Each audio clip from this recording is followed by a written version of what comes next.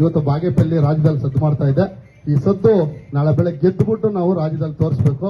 ಮತ್ತೆ ರಾಜ್ಯದಲ್ಲಿ ಸರ್ಕಾರ ಬಂದೇ ಬರುತ್ತೆ. ಬಿಜೆಪಿ ಚೀಫ್ ಮಿನಿಸ್ಟರ್ ಆಗೇ ಆಗ್ತಾರೆ, ಮುಖ್ಯಮಂತ್ರಿ ಆಗೇ ಆಗ್ತಾರೆ. ಈ ರಾಜ್ಯದಲ್ಲಿ ಯಡಿಯೂರಪ್ಪನವ್ರ ತರ ಏನು ಯಾವ ರೀತಿ ಸರ್ಕಾರ ನಡೆಸಿರೋ ಅದೇ ರೀತಿ ರಾಜ್ಯದಲ್ಲಿ ಸೂಕ್ತವಾದ ವ್ಯಕ್ತಿ ಹಾಗೆ ಆಗ್ತಾರೆ. ನಿಮ್ಗೆಲ್ಲ ಗೊತ್ತಿರ್ತಕ್ಕಂಥ ವಿಚಾರನೇ.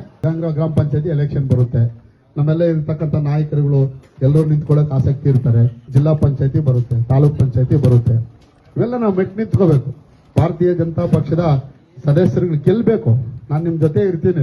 100% ಬಿ ಫಾರಮ್ಗಳು ಯಾರು ಶಕ್ತಿ ಇದಾರೋ ಅವ್ರು ಕೊಟ್ಟೇ ಕೊಡ್ತೀವಿ. ಆ ತಾಕತ್ತಾಗಿ ನಿಂತ್ಕೊಂಡು ಗೆಲ್ಲುವಂತವ್ರಿಗೆ ನಾವೆಲ್ಲರೂ ತೀರ್ಮಾನ ಮಾಡೋಣ ಕುತ್ಕೊಂಡು. ಆ ತೀರ್ಮಾನ ಮಾಡಿ ನಮ್ಮ ವರಿಷ್ಠರು ಇರ್ತಾರೆ.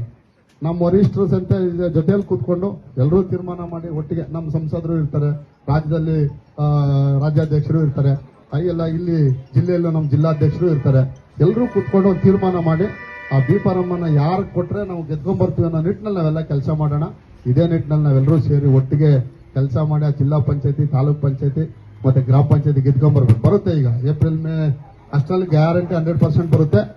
ಆ ಪುಣ್ಯ ಏನಾದ್ರು ಅಕಸ್ಮಾತ್ ಈಗಲೂ ಹೇಳ್ತಾ ಇದ್ದೀನಿ, ಇದೇನು ವಜಾ ಆಗಿರೋದು ಶಾಸಕರನ್ನು ವಜಾ ಮಾಡಿದ್ದಾರೆ. ಸುಪ್ರೀಂ ಕೋರ್ಟ್ಗೆ ಹೋಗಿ ಏನಾಗುತ್ತೋ ಇನ್ನು ಮುಂದಕ್ಕೆ ನೋಡೋಣ. ಆದ್ರೂ ಸಹ ನನ್ನ ಭರವಸೆ ಇದೆ 100% ಇಲ್ಲಿ ಏನಾಗಿದೆಯೋ ಅದೇ ತೀರ್ಮಾನ ಆಗುತ್ತೆ. ಇಲ್ಲಿ ಯಾವುದೇ ಕಾರಣಕ್ಕೂ ನನ್ನ ವಾದ ಏನಂದ್ರೆ ಅವ್ರು ಸ್ಟೇ ಸಿಗಲ್ಲ ಅನ್ನೋದು. ಯಾಕಂದ್ರೆ ನೆನ್ನೆನೇ ಕೊಟ್ಟಿಲ್ಲ. ಒಂದ್ಸಲಿ ಅವ್ರು ಕರಪ್ಟ್ ಅಂತ ತೀರ್ಮಾನ ಮಾಡಿದ್ರು. ಅದ್ರ ಮೇಲೆ ಯಾಕೆ ಇಟ್ಕೋಬೇಕು ಅಂತ ಕ್ವಶನ್ ಮಾಡಿದ್ರು ನಮ್ಮ ಅಡ್ವೊಕೇಟ್. ಅದು ವಜಾ ಮಾಡಿದ್ರು. ಮುಂದೆ ಸುಪ್ರೀಂ ಕೋರ್ಟ್ ಅಲ್ಲೂ ಕೂಡ ಇದೇ ಆಗುತ್ತೆ ಅಂತ ನನ್ನ ಒಂದು ಅನಿಸಿಕೆ ಇದೆ. ಭಗವಂತನ ಆಶೀರ್ವಾದ ಏನಿದೆ ಮುಂದಕ್ಕೆ ನೋಡೋಣ.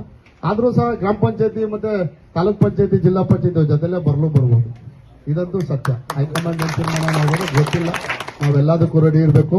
ನಾವೆಲ್ಲ ಕೂಡ ಇದು 28ಕ್ಕೂ ಬರ್ಬೋದು ಎಲೆಕ್ಷನ್, ಇಲ್ಲ 29ಕ್ಕೂ ಬರ್ಬೋದು. ನಾವೇನು ಮಾಡೋಕ್ಕಾಗಲ್ಲ. ನಮ್ಮ ಕೈಲಿಲ್ಲ. ಇದು ಚುನಾವಣಾ ಅಧಿಕಾರಿ ಮೇಲೆ ಮತ್ತೆ ಕೋರ್ಟ್ ತೀರ್ಮಾನದ ಮೇಲೆ. ನ್ಯಾಯಾಲಯದ ಮೊರೆ ಹೋಗಿದ್ವಿ.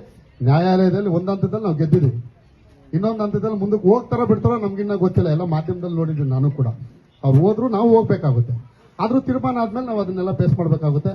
ಅದು ಬಂದ್ರು, ಅದು ಬಂದಿಲ್ಲ ಅಂದ್ರು ನಾವು ತಾಲೂಕ್ ಪಂಚಾಯತಿ, ಜಿಲ್ಲಾ ಪಂಚಾಯತಿ, ಗ್ರಾಮ ಪಂಚಾಯತಿ ಗೆಲ್ಲಬೇಕು. ಇಲ್ಲಿರ್ತಕ್ಕಂಥ ನಾಯಕರುಗಳು ಎಲ್ಲರೂ ಕೂಡ ಅಧಿಕಾರ ಸಿಗಬೇಕು. ಈಗಾಗಲೇ ಸೊಸೈಟಿಗಳಲ್ಲಿ ಅನೇಕರು ಗೆದ್ದಿದ್ದಾರೆ ಇಲ್ಲಿರ್ತಕ್ಕಂಥವ್ರು. ಮತ್ತೆ ಎಲ್ಲ ಲೋಕಲ್ ಬಾಡಿ ಕೂಡ ಗೆದ್ಕೊಂಡ್ ಬಂದಿರತಕ್ಕಂಥವ್ರು, ಅಧ್ಯಕ್ಷರುಗಳಾಗಿರ್ತಕ್ಕಂಥ ಇದ್ದಾರೆ. ಮತ್ತೆ ಇಡೀ ಗ್ರಾಮ ಪಂಚಾಯತಿಗಳು ಬಾಗೇಪಲ್ಲಿಯಲ್ಲಿ ಎಲ್ಲರೂ ಕೂಡ ಭಾರತೀಯ ಜನತಾ ಪಕ್ಷದ ಪರವಾಗಿ ನೀವೆಲ್ಲ ಕೂಡ ನಿಂತ್ಕೋಬೇಕು, ಗೆಲ್ಲಬೇಕು. ನಾನು ನಿಮ್ ಜೊತೆ ಇರ್ತೀನಿ. ಇದು ಎಲೆಕ್ಷನ್ ಬರುತ್ತೋ ಬಿಡುತ್ತೋ, ಆದ್ರೂ ಗ್ರಾಮ ಪಂಚಾಯತಿ ಇರ್ಬೋದು, ಜಿಲ್ಲಾ ಪಂಚಾಯತಿ, ತಾಲೂಕ್ ಪಂಚಾಯತಿ ನಾನು ನಿಮ್ ಜೊತೆ ಇರ್ತೀನಿ. ಕೆಲಸ ಮಾಡೋಣ. ಭಾರತೀಯ ಜನತಾ ಪಕ್ಷಕ್ಕೆ ಹೆಸರು ತಗೊಳ್ಳೋಣ. ಇವತ್ತು ಬಾಗೇಪಲ್ಲಿ ವಿಧಾನಸಭಾ ಕ್ಷೇತ್ರನ ಇಡೀ ರಾಜ್ಯ ನೋಡಿದಾರೆ ಇಲ್ವಾ? ಇಡೀ ರಾಜ್ಯ ಬಾಗೇಪಲ್ಲಿ ಮೇಲಿದೆ ಕಣ್ಣು. ನಿನ್ನೆಯಿಂದ ಕೂಡ ಯಾವ್ದು ಗ್ಯಾಪೇ ಇಲ್ಲ. ಮಾಧ್ಯಮದಲ್ಲೆಲ್ಲ ಪೂರ್ತಿ ಎಲ್ಲಾ ಮೀಡಿಯಾದಲ್ಲೂ ಕೂಡ ಬಾಗೇಪಲ್ಲಿ ಎಲ್ಲ ಒಂದ್ ಕಡೆ ಬಾಗೇಪಲ್ಲಿ ಲಾಸ್ಟ್ ಬಾರ್ಡರ್ ಅಲ್ಲಿ ಇದ್ರೂ ಕೂಡ ರಾಜ್ಯದಲ್ಲಿ ಸದ್ದು ಮಾಡ್ತಾ ಇದೆ. ಆ ಸದ್ದು ಯಾರು ಮಾಡ್ತಿರೋದು ಹೇಳಿ? ಅಲ್ಲ, ಬಾಗೇಪಲ್ಲಿ ಜನ. ಇವತ್ತು ನೀವು 63,000 ಜನ ನನಗೆ ಓಟ್ ಹಾಕಿರೋದಕ್ಕೆ ಅವಸರ, ಅದು ಸದ್ದಾಗಿರೋದು. ಇಲ್ಲಾಂದ್ರೆ ಆಗ್ತಾ ಇಲ್ಲ. ನಾನು ಹೆಮ್ಮೆಯಿಂದ ಹೇಳ್ಕೊತೀನಲ್ಲಿ. ಮುನ್ರಾಜು ಒಬ್ಬನಿಂದ ಅಲ್ಲ, ಅರ್ಥ ಮಾಡ್ಕೊಳ್ಳಿ. ನೀವು 63,000 ಜನದ ಕೈಲಿ ನೀವೆಲ್ಲ ಕಷ್ಟಪಟ್ಟು ರಾತ್ರಿ ಆಗ್ಲಿ ಓಟ್ ಮಾಡಿಸಿದ್ರಲ್ವಾ. ನಾನು ಹೆಮ್ಮೆಯಿಂದ ರಾಜ್ಯದಲ್ಲೂ ಹೇಳ್ತೀನಿ. ನಾನು 63,000 ಜನ ಓಟ್ ಹಾಕಿದಾರೆ, ನನಗೇನು ಸುಮ್ಮನೆ ಹಾಕಿಲ್ಲ. ಗೆಲ್ಲೋ ಅಭ್ಯರ್ಥಿ ಗೆದ್ದಿರೋ ಇಷ್ಟು ದಿನ ಗೆದ್ದಿರೋರು ಯಾರು ತಗೊಂಡಿಲ್ಲ ಅಷ್ಟು ಓಟು ಅಂತ ಹೇಳ್ತಾ ಇದ್ದೀನಿ. ನಿಜ ತಾನೆ? ಇಷ್ಟು ದಿನ ಸುಬ್ಬಾರೆಡ್ಡಿನೇ ತಗೊಂಡಿರ್ಲಿಲ್ಲ. ಈಗೇನೋ ಪಾಪ 2-3 ಒಂದಾಗ್ಬಿಟ್ರು, ಎಲ್ಲ ಸೇರಿ ಒಟ್ಟಿಗೆ ಸೇರ್ಕೊಂಡ್ಬಿಟ್ರು, ಗೆದ್ಬಿಟ್ರು. ಆದ್ರೆ ಮೊದಲು 62,000 ತಗೊಂಡಿರೋರು. ಅದಕ್ಕೆ ಮೊದಲು ನಾನು ಸೋತಿರೋನು 63,000 ತಗೊಂಡಿದ್ದೀನಿ. ನೀವೆಲ್ಲ ಹಾಕಿದ್ದೀರಾ, ಆಶೀರ್ವಾದ ಮಾಡಿದ್ರ. 63,000 ಓಟ್ ಹಾಕಿದ್ದಕ್ಕೇನೆ ನನ್ನನ್ನ ಆಯ್ಕೆ ಮಾಡಿ ಅವ್ರನ್ನ ವಜಾ ಮಾಡಿ ನನ್ನನ್ನು ಶಾಸಕನ್ ಮಾಡಿ ಅಂತ ನಾನು ಕೋರ್ಟಲ್ಲಿ ಕೇಸ್ ಹಾಕಿದ್ದೆ. ಕಮ್ಮಿ ಹಾಕಿದ್ರೆ 100% ನಾನು ಕೇಸ್ ಹಾಕ್ತಾ ಇರಲಿಲ್ಲ. ನಿಜ ತಾನೆ? ಅದಕ್ಕೆ ನಿಮ್ಮ ಆಶೀರ್ವಾದದಿಂದ ಇವತ್ತು ಬಾಗೇಪಲ್ಲಿ ರಾಜ್ಯದಲ್ಲಿ ಸದ್ದು ಮಾಡ್ತಾ ಇದೆ. ಈ ಸದ್ದು ನಾಳೆ ಬೆಳಗ್ಗೆ ಗೆದ್ದುಬಿಟ್ಟು ನಾವು ರಾಜ್ಯದಲ್ಲಿ ತೋರಿಸಬೇಕು. ಮತ್ತೆ ರಾಜ್ಯದಲ್ಲಿ ಸರ್ಕಾರ ಬಂದೇ ಬರುತ್ತೆ. ಬಿಜೆಪಿ ಚೀಫ್ ಮಿನಿಸ್ಟರ್ ಆಗೇ ಆಗ್ತಾರೆ, ಮುಖ್ಯಮಂತ್ರಿ ಆಗೇ ಆಗ್ತಾರೆ. ಈ ರಾಜ್ಯದಲ್ಲಿ ಯಡಿಯೂರಪ್ಪನವ್ರ ತರ ಏನು ಯಾವ ರೀತಿ ಸರ್ಕಾರ ನಡೆಸಿರೋ ಅದೇ ರೀತಿ ರಾಜ್ಯದಲ್ಲಿ ಸೂಕ್ತವಾದ ವ್ಯಕ್ತಿ ಹಾಗೆ ಆಗ್ತಾರೆ. ನಿಮ್ಗೆಲ್ಲ ಗೊತ್ತಿರ್ತಕ್ಕಂಥ ವಿಚಾರನೇ.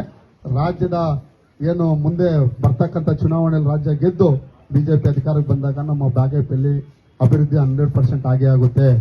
ಇದನ್ನ ಮನದಂಡುಕೊಂಡು ಇವತ್ತು ನಮಗೆಲ್ಲ ಇದು ಟ್ರಯಲ್. ಇವತ್ತು ನಮಗೆ ಈ ನಮ್ಮ ಕ್ರಿಕೆಟ್ ಅಲ್ಲಿ ವಾರ್ಮ್ ಅಪ್ ಮಾಡ್ತಾರಲ್ಲ ಮ್ಯಾಚ್, ಆ ತರ ಫಸ್ಟ್ ಮ್ಯಾಚ್ ಬಂದ್ಬಿಟ್ಟಿದೆ ನಮ್ಗೆ. ಈಗೇನು ಟ್ರಯಲ್ ಮ್ಯಾಚ್. ಮುಂದೆ 28 ಬರೋ ಚುನಾವಣೆಗೆ ಇದೊಂದು ಟ್ರಯಲ್ ಮ್ಯಾಚ್. ಆ ಟ್ರಯಲ್ ಮ್ಯಾಚ್ ಅಲ್ಲಿ ಬರ್ತಾರೆ ಎಲ್ಲ ಘಟಾನುಘಟಿಗಳೆಲ್ಲ ಬರ್ತಾರೆ. ಈಗ 100% ಸರ್ಕಾರ ಅವ್ರದ್ದಿದೆ ಅಂತ ಅವರೆಲ್ಲ ಘಟಾನುಘಟಿಗಳೆಲ್ಲ ಬಂದೇ ಬರ್ತಾರೆ. ಇನ್ನು ಗೊಂದುಗೊಬ್ರು ಎಲ್ಲ ಮಿನಿಸ್ಟರ್ಗಳೆಲ್ಲ ಬಂದೇ ಬರ್ತಾರೆ. ಅದರಿಂದ ನಾವೆಲ್ಲ ಎಚ್ಚೆತ್ಕೋಬೇಕು. ಇವತ್ತು ಈ ಕ್ಷೇತ್ರದಲ್ಲಿ ನಾವೆಲ್ಲ ಕೂಡ ಜನರ ಪರ ಇದ್ದೀವಿ ಅಂತ ನೀವೆಲ್ಲ ಕೂಡ ಮೆಸೇಜ್ ಕೊಡಬೇಕು. ಜನರ ಜೊತೆ ಇದ್ದು ಕೆಲಸ ಮಾಡ್ತಾರೆ ಅಂತ, ಯಾರು ಕೆಲಸ ಮಾಡೋರು ಅಂತ ನೀವೆಲ್ಲ ಕೂಡ ಮನೆ ಮನೆಗೆ ತಗೊಂಡೋಗಿ ನನ್ನ ಪರವಾಗಿ ನಮ್ಮ ಭಾರತೀಯ ಜನತಾ ಪಕ್ಷದ ಪರವಾಗಿ ನೀವೆಲ್ಲ ಕೆಲಸ ಮಾಡಬೇಕು ಅಂತ ಇವತ್ತು ಎಲ್ಲರಲ್ಲೂ ಮನವಿ ಮಾಡ್ತೀನಿ.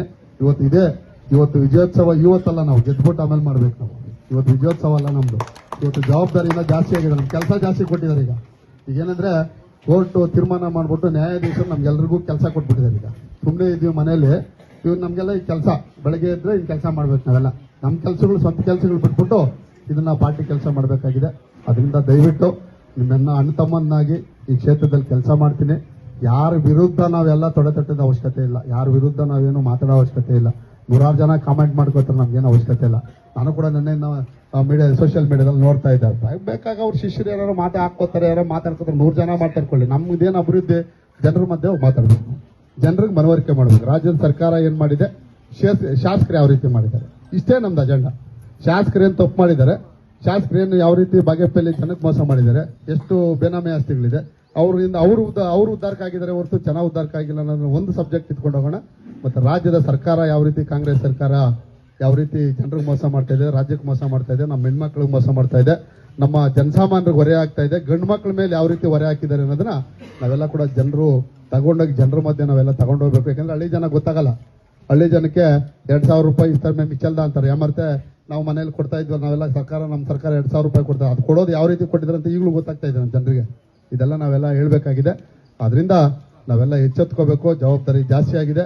ನಾವೆಲ್ಲರೂ ಕೂಡ ಸೇರಿ ಒಗ್ಗಟ್ಟಾಗಿ ನಾವು ಕೆಲಸ ಮಾಡಿದ್ರೆ ಮಾತ್ರ, ಇವತ್ತು ಹೇಳ್ತಾ ಇದ್ದೀನಿ, ಇನ್ನು ಮುಂದೆನೇ ಹೇಳ್ತೀನಿ, ನಾವು ಒಗ್ಗಟ್ಟಾಗಿ ಕೆಲಸ ಮಾಡಿದ್ರೆ ಮಾತ್ರ ಇದೇನೋ ಜಯ ಘೋಷಣೆ ಮಾಡ್ತೀವಿ. ಇಲ್ಲಾಂದ್ರೆ ನಾನು ಕೂಡ ನಿಂತ್ಕೋಬಹುದು, ಇಲ್ಲ ಯಾರಿಗೆ ಬಿಫಾರಂ ಕೊಟ್ಟರು ನಿಂತ್ಕೋಬಹುದು. ನಾವು ಸುಮ್ಮನೆ ಇಷ್ಟು ಜನ ನಾವು ಕುತ್ಕೊಂಡು ಏನೋ ಒಂದು ಚಪ್ಪಾಳೆ ಹೊಡ್ಕೊಂಡು ನಾವು ಹೋಗ್ಬೋದು ಮನೆಗೆ. ನಾವೇನಾದ್ರೂ ಬಾಗೇಪಲ್ಲಿ ಪರಿವರ್ತನೆ ಮಾಡಬೇಕು, ಬಾಗೇಪಲ್ಲಿಗೆ ಏನಾದ್ರೂ ಕೆಲಸ ಆಗಬೇಕು, ಅಭಿವೃದ್ಧಿ ಆಗಬೇಕು, ಜನರಿಗೆ ಒಳ್ಳೇದಾಗಬೇಕು ಅಂದ್ರೆ ನಾವೆಲ್ಲ ಕಷ್ಟಪಡಬೇಕು. ಈ ಕಷ್ಟ ಎಲ್ಲರೂ ಪಡ್ತೀರ ಅಂತ ಈ ಸಂದರ್ಭ ನಾನು ಹೇಳ್ತಾ ಇದ್ದೀನಿ. ಯಾವುದೇ ಉದ್ದೇಶ, ನಾನು ಈ ಸುಮಾರು ಜನ ಕೇಳಿದ್ದೀನಿ, ನಾನು ಯಾರ ಜೊತೆ ಹೋರಾಡಿದ್ರು ನಾನು ಯಾರನ್ನೂ ಮಾತಾಡ್ತವನಲ್ಲ. ನಮ್ಮ ಲೀಡರ್ಗಳು ಎಲ್ಲಾದ್ರೂ ಸರಿ ನಾವು ಫ್ಲಾಗ್ ಇದ್ರೆ ಎಲ್ಲಾದ್ರೂ ಹೋಗಿ ಬರ್ರಿ ಅಂತ ಹೇಳಿದ್ದೀನಿ ನಾನು. ಯಾರು ಬಂದ್ರು ಯಾರಾದ್ರೂ ಆಗಲಿ, ಆ ಒಂದು ಎಕ್ಸೆಪ್ಟ್ ಕಾಂಗ್ರೆಸ್ ಅಷ್ಟೇ. ಕಾಂಗ್ರೆಸ್ ವಿರುದ್ಧ ನಾವು ಹೋರಾಡಬೇಕು, ಕಾಂಗ್ರೆಸ್ ವಿರುದ್ಧ ನಾವು ಜೈಗಳಿಸಬೇಕು ಅನ್ನೋದನ್ನ ನಾವೆಲ್ಲ ಕೂಡ ತೀರ್ಮಾನ ಮಾಡೋಣ. ನಾವೆಲ್ಲ ಒಟ್ಟಿಗಿದ್ದು ಕೆಲಸ ಮಾಡೋಣ ಅಂತ ಹೇಳ್ತಾ, ಇವತ್ತಿಗೇನು ಅಭಿಮಾನದಿಂದ ಇಷ್ಟೊಂದು ಜನ ನೀವೆಲ್ಲ ಕೂಡ ನಮ್ಮೆಲ್ಲ ನಾಯಕರು ಸೇರಿದ್ದೀರಾ, ತುಂಬಾ ಖುಷಿ ಆಗ್ತಾ ಇದೆ. ಆದ್ರಿಂದ ನೀವೆಲ್ಲ ಕೂಡ ನಾನು ಎಚ್ಚೆತ್ಕೊಂಡು ಕೆಲಸ, ಮತ್ತೊಂದ್ಸಲ ಹೇಳ್ತಾ ಇದ್ದೀನಿ, ನಾವೆಲ್ಲರೂ ಕೂಡ ಎಚ್ಚೆತ್ಕೋಬೇಕು.